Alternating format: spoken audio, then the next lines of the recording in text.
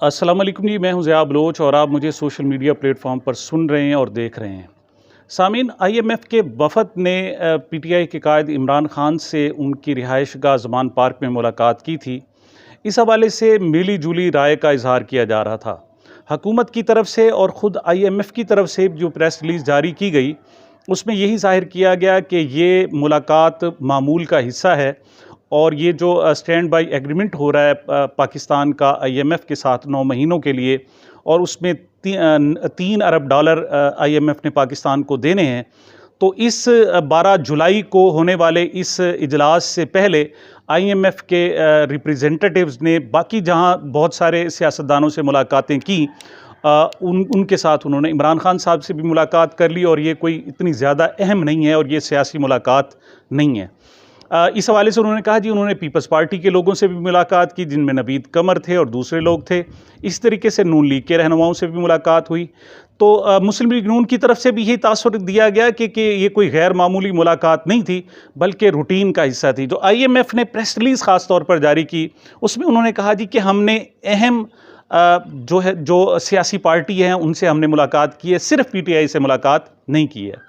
दूसरी तरफ जो PTI का मौक़िफ़ है, उनका भी यही मौक़िफ़ है कि वो यही तो कहते हैं कि हुकूमत तहरीक इंसाफ को अहम जमात तो दरकिनार सिर्फ जमात ही तसव्वुर नहीं करती थी, और बल्कि उन्होंने कहा था जी इन पर कांटा लग गया और इसकी आइंदा इलेक्शन में कोई गुंजाइश नहीं है, पाकिस्तान में इसकी सियासत की कोई गुंजाइश नहीं है। यहाँ तक कि मौलाना फजल रहमान साहब ने भी कह दिया था कि ये उज़्व मुअत्तल है, पाकिस्तान की सियासत में इसकी कोई ज़रूरत नहीं है। दूसरी तरफ राना सनाउल्लाह जो वफाकी वज़ीर दाखिला हैं, वो भी बारहा ये कहते रहे हैं कि जब तक पाकिस्तान से तहरीक इंसाफ का ख़ात्मा नहीं हो जाता, उस वक्त तक पाकिस्तान तरक्की नहीं कर सकता। लेकिन अब IMF ने कम अज़ कम तहरीक इंसाफ को अहम सियासी जमात तो करार दे दिया। इस लिहाज से जो तहरीक इंसाफ के लोगों को या उनके जो नैरेटिव रखने वाले लोग हैं, वो इस मुलाकात की अहमियत बता रहे थे। लेकिन अब जाकर एहसास हुआ है और नई चीज़ें सामने आई हैं, जिससे अंदाज़ा होता है कि ये सिर्फ अहम मुलाकात ही नहीं, बल्कि इसमें बहुत कुछ था। देखें, टेक्निकली अगर देखा जाए तो जो हुकूमत का मौक़िफ़ है कि उन्होंने अपोजिशन जमातों से बाकायदा मुलाकात की, इसमें कोई हर्ज नहीं है, बल्कि हुकूमती और अपोजिशन दोनों जमातों से मुलाकात की, इसमें कोई हर्ज नहीं है। लेकिन ये हकीकत नहीं है। अगर सिर्फ अपोजिशन से मुलाकात करनी होती IMF ने, तो इस वक्त जो सरकारी अपोजिशन लीडर हैं वो तो राजा रियाज साहब हैं, उनसे मुलाकात करनी चाहिए थी। लेकिन IMF के किसी वफद ने अभी तक मुलाकात नहीं की। ये अलहदा बात है कि उस नैरेटिव को सपोर्ट करने के लिए और हुकूमत की दरख्वास्त पर अब वो IMF की जो नुमाइंदा हैं इस्तर परेज रोएज़, वो अब जाकर राजा रियाज से भी मुलाकात कर लें, ये ऐन मुमकिन है, लेकिन अभी तक नहीं हुई। तो अब उन्होंने अगर सिर्फ रूटीन के लोगों से मुलाकात करनी थी तो उनसे हो जाती, लेकिन दूसरी तरफ अगर अहम से लोगों से भी फ़र्ज़ करें मुलाकात करनी चाहिए थी, तो इस वक्त जो हुक्मरान इत्तेहाद है वो तो PDM है, पाकिस्तान डेमोक्रेटिक अलायंस है, उसमें उसके सरबराह तो मौलाना फजल रहमान साहब हैं। इस लिहाज से इस वफद को जो IMF का डेलीगेशन था, उसको मौलाना फजल रहमान से मुलाकात करनी चाहिए थी, लेकिन उनसे भी मुलाकात नहीं है। और ये भी ऐन मुमकिन है कि मेरे कहने पर और याद दिलाने पर अब हो सकता है मौलाना फजल रहमान से भी मुलाकात की जाए, क्योंकि उनकी तरफ से डर भी हुकूमत को रहता है कि वो किसी वक्त नाराज़ ना हो जाएं। ये चला कि ये रूटीन की मुलाकात नहीं है। ठीक है, हुकूमत के नज़दीक और IMF के नज़दीक अहम सियासी जमातों से है, तो पहली बात तो यह है कि तहरीक इंसाफ अहम सियासी जमात है, अहम स्टेक होल्डर है, और दूसरा सिर्फ अहम सियासी जमातों से नहीं, मामला उससे आगे है। उसकी क्या वजह है? जैसे अगर हुकूमती नैरेटिव को ही मान लिया जाए और IMF के नैरेटिव को भी देखा जाए, जो उन्होंने बाज़ाहिर प्रेस रिलीज दी है, तो जो नवीद कमर साहब से बात की है पीपल्स पार्टी के रहनुमाओं से, कमर जमान कायरा से या दूसरी, तो वो कोई इस तरह की अरेंज्ड मुलाकात नहीं थी। अब नए जो इंकशाफात सामने आ रहे हैं, ये बाकायदा एक बहुत बड़ी मुआहदा था, इसके छोटे छोटे नुकात पर गौर किया गया, उन पर निगोसिएशन की गई, सवालात किए गए। जो PTI से मुलाकात है, ज़मान पार्क में जो मुलाकात की गई है, उसमें ये कम से कम 2 घंटे पर मुश्तमिल मुलाकात थी, और उसमें 1.5 घंटा तो जो IMF की टीम थी उससे जो PTI की इकोनॉमिक टीम है, उन्होंने सवालात और जवाबात किए, एक दूसरे के साथ उन्होंने निगोशिएट किया और एक दूसरे के साथ तबादला ख्याल किया। बहुत सारे मुआहदों के मुख्तलिफ नुकात ज़ेर बहस लाए गए। और मुलाकात कैसे हुई ये भी बता दूं मैं आपको। अब शाह महमूद कुरैशी और इमरान खान तो ज़मान पार्क में मौजूद थे, फिज़िकली वहाँ मौजूद थे, लेकिन पाकिस्तान की तहरीक इंसाफ की जो बाकी क़यादत है वो रुपोश है या जेलों में है और ज़्यादातर अंडरग्राउंड है। अब उन लोगों को वहाँ ज़मान पार्क में बुलाने का अफोर्ड नहीं कर सकते थे इमरान खान साहब, क्योंकि उनको गिरफ्तार कर लिया जाता। तो यहाँ तक कि उनका जो टेलीफोन डाटा है वो भी बहुत मुसलसल चूँकि हैक किया जा रहा है और उनकी लोकेशन ट्रेस की जा रही है, लिहाजा फ़ोन पर भी उनको उनको वो अवेलेबल नहीं है। तो अब उनको कहाँ से शामिल किया गया, वो जूम मीटिंग में कहा गया। अब ये जो आईटी के माहिरीन बता सकते हैं कि जो जूम मीटिंग है उसके लिए लोकेशन ट्रेसेबल है या नहीं है, क्योंकि पीटीआई को तो जहाँ से भी पता चले कि कोई एक शख्स भी छोटे से छोटा या बड़े से बड़ा पीटीआई की मैनेजमेंट में या दीगर मामलात में कोई असर डाल रहा है या एक्टिव रोल प्ले कर रहा है तो उसकी तो गिरफ्तारी हो जाती है, और अगर पहले से मुकदमा नहीं भी होता तो मुकदमा दर्ज कर लिया जाता है। तो ये आईटी माहिरीन बता सकते हैं कि ये जूम की जो मीटिंग है उसकी लोकेशन जो है पार्टिसिपेंट्स की वो ट्रेसेबल है या नहीं है। तो ये उसमें कौन कौन शामिल थे जनाब? उसमें जनाब सानिया निश्तर साहिबा थी, मुजम्मिल साहब थे जो साबिक वज़ीर ममलिकत ख़जाना थे, शिबली फराज साहब थे, अहमद फराज साहब के साहबजादे थे, और बहुत सारे लोग थे जो उन्होंने जूम मीटिंग अटेंड की। अब बात सिर्फ यहाँ पर ख़त्म नहीं होती। IMF की जो नुमाइंदा थी वो थी जनाब, जैसे मैंने पहले अर्ज़ किया, इस्तर पेरेज़ रोएज़। वो अपने दो साथियों की मोहम्मद अली और याकूब के साथ वहाँ तशरीफ़ लाई थी और उन्होंने मुलाकात में इस जूम मीटिंग में शिरकत की।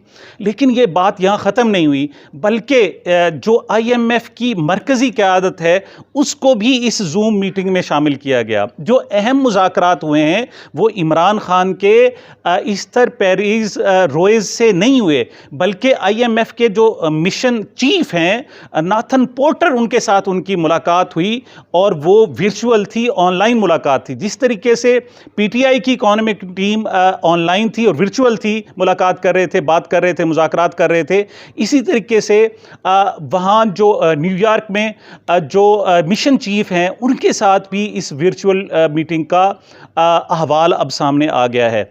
अच्छा, इस हवाले से कल गुज़श्ता रोज़ इमरान खान साहब ने कुछ मालूमात दी थी। उन्होंने कहा था जी, मैंने कहा है कि हम इसको सपोर्ट करते हैं, लेकिन जो ह्यूमन राइट्स हैं पाकिस्तान में उनका थोड़ा सा ख्याल रखा जाए, रूल ऑफ लॉ का ख्याल रखा जाए, और जो हमारे पिसा हुआ तबका है उसको टारगेट सब्सिडी लाजमी दी जाए। लेकिन अब मज़ीद तफसीलात सामने आई हैं।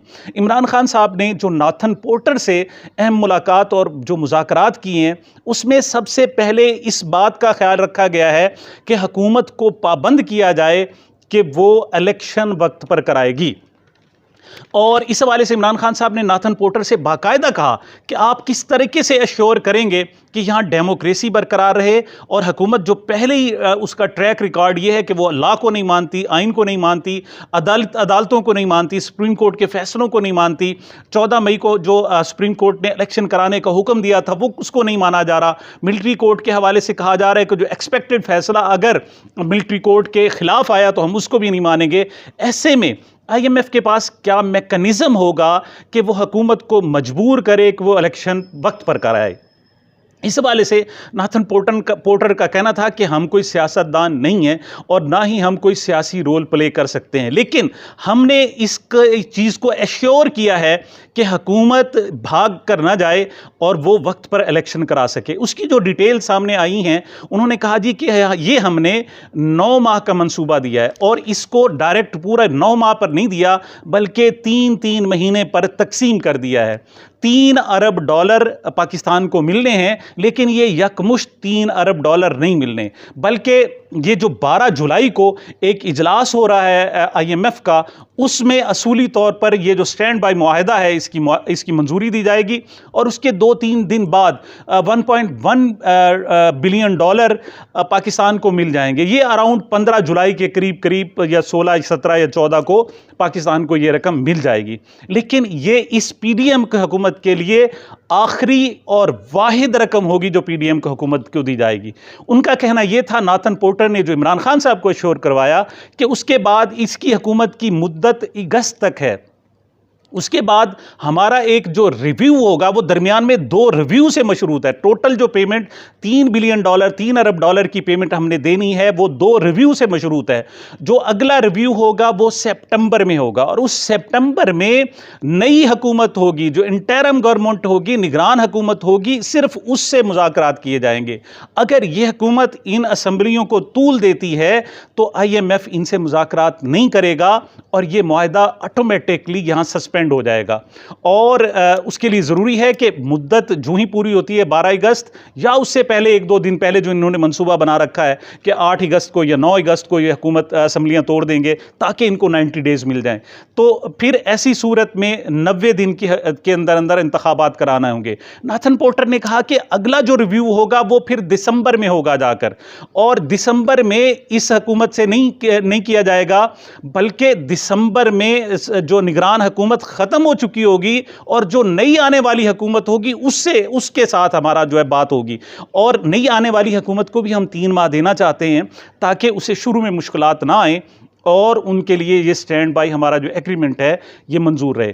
तो ये जो 3 अरब डॉलर है, इसने पाबंद कर दिया है गवर्नमेंट को कि वो इलेक्शन कराए, ना सिर्फ इलेक्शन विद इन टाइम कराए, बल्कि जिस तरीके से पंजाब में उन्होंने इंटरिम गवर्नमेंट को, निगरान हुकूमतों को तूल दे दिया है, ऐसा कोई हरबा ना आजमाया जा सके वफाक में, और जो निगरान हुकूमतें बने वो भी विद इन लिमिट रहें, तब तो ये IMF का मुआहदा एग्जिस्ट करेगा, वरना ऑटोमेटिकली सस्पेंड हो जाएगा। मैं समझता हूँ कि ये जो सारी सूरत हाल है, इसने इमरान खान को एक नया रिलीफ दिया है, एक नया हौसला दिया है, उनको PTI को नई ऑक्सीजन मिली है, उनके अंदर एतमाद आया है, लोगों के अंदर एतमाद आया है। इसे अगरचे IMF और PTI डील से मंसूब किया जा रहा है या हुकूमत उसकी बहुत सारे जनाब जवाज़ तराश रही है, लेकिन ये मुआहदा बताता है कि चाहे पाकिस्तान के जो हुक्मरान हैं, चाहे वो PDM हो या एस्टेब्लिशमेंट हो, वो भले से इमरान खान पर कांटा लगाना चाहते हों, इन्हें पाकिस्तान की सियासत से आउट करना चाहते हों, इन पर सुप्रीम कोर्ट में जाकर पाबंदी लगवाना चाहते हों, लेकिन जो इंटरनेशनल कम्युनिटी है, आलमी दुनिया है, उसको पाकिस्तान की सूरत हाल का ना सिर्फ इदराक है, बल्कि उन्होंने अपना लाहे अमल भी इस तरह तय किया है कि पाकिस्तान में हुकूमत डेमोक्रेसी पर कायम रहे और बेसिक ह्यूमन राइट्स जो हैं वो बहाल रहें। ये बड़ी हौसला अफजा बात है और इसको PTI की नई रिवाइवल से तशबीह दिया जा रहा है। सामीन, ये अब तक की तफसीलात थी। मुझे, मेरे इस चैनल को अपनी मोहब्बतों और दुआओं में याद रखिएगा। मिलते हैं छोटे से वक्फे के बाद।